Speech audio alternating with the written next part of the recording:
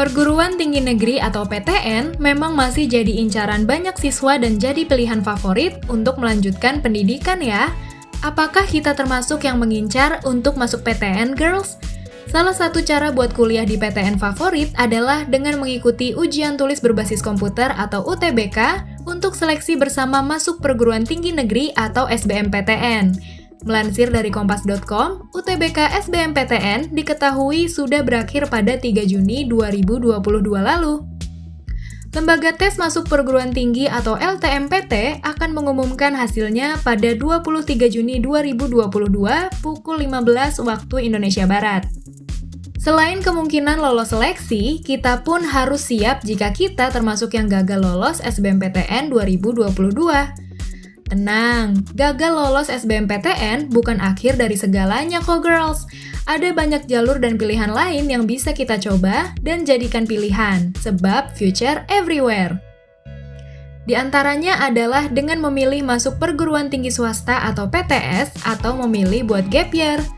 Sebelum memutuskan pilih PTS atau gap year, coba sesuaikan dengan kebutuhan dan simak video ini sampai habis. Ketika gagal lolos SBMPTN 2022 dan tetap ingin kuliah di tahun yang sama, kita bisa kok memilih buat masuk PTS. Buang jauh-jauh deh stigma atau stereotip tertentu terkait perguruan tinggi swasta ya. Fokuskan pikiran kita pada jurusan dan universitas mana yang ingin kita tuju. Dengan mengetahui apa minat dan bakat kita, kemauan atau hal-hal yang pengen kita pelajari dimanapun kita menuntut ilmu, pasti hasilnya pun akan maksimal. Biasanya, perguruan tinggi swasta punya pilihan jalur penerimaan yang prosesnya sederhana dan waktu penerimaannya lebih panjang. Nggak hanya itu, perguruan swasta juga punya fasilitas yang lengkap dan menyediakan berbagai beasiswa.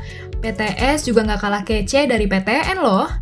Tinggal kita yang harus lebih aktif buat riset dan cari informasi lebih banyak terkait universitas swasta dan jurusan yang pengen kita ambil. Selain masuk PTS, kita juga bisa memilih buat gap year dan susun ulang strategi. Kalau kita gagal di tahun ini dan memang benar-benar ingin masuk PTN dengan beberapa alasan, tunggu 1 tahun ke depan untuk mengikuti SBMPTN lagi ya. Selama gap year, kita bisa mengisinya dengan berbagai persiapan dan pelajari materi dengan lebih baik lagi selama 1 tahun ke depan.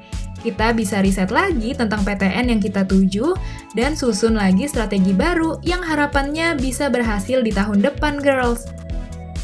Selain itu, kita pun bisa melakukan persiapan lebih dalam dengan belajar secara mandiri dan latihan mengerjakan berbagai variasi soal. Akan lebih baik jika kita juga mengisi waktu tersebut dengan berbagai short course dan upgrade kemampuan diri. Selama rentang waktu tersebut, ada banyak loh kemampuan yang bisa kita pelajari guna menambah pengalaman dan juga relasi. Selain karena gagal lolos SBMPTN, memutuskan buat gap year pun didasari pada kebutuhan dan alasan kita. Misalnya, kita memilih gap year karena pengen kuliah di luar negeri, sehingga kita bisa mempersiapkan kebutuhannya. Selama rentang jeda tersebut, kita bisa kok coba buat bekerja sampingan atau bikin usaha guna menambah tabungan untuk kuliah dan sembari menunggu SBMPTN selanjutnya. Balik lagi ya, semua pilihan dan keputusan tersebut ada pada diri kita, girls. Apapun yang kita pilih, baik itu masuk PTS atau memilih buat gap year, pastikan itu benar-benar sesuai kemauan dan kebutuhan kita, serta pilih dengan sungguh-sungguh ya. Semangat terus dan yakin bahwa future everywhere, sehingga kita pun bisa sukses dengan berbagai cara, girls. Oh iya, jangan lupa juga untuk subscribe channel YouTube-nya cewekbanget.id. Lalu like dan komen, nyalakan tombol notifikasi untuk video terbaru, dan share video ini ke teman-teman kamu. Taati protokol kesehatan, dan sehat selalu ya, girls. Sampai ketemu di Cewek Banget update selanjutnya.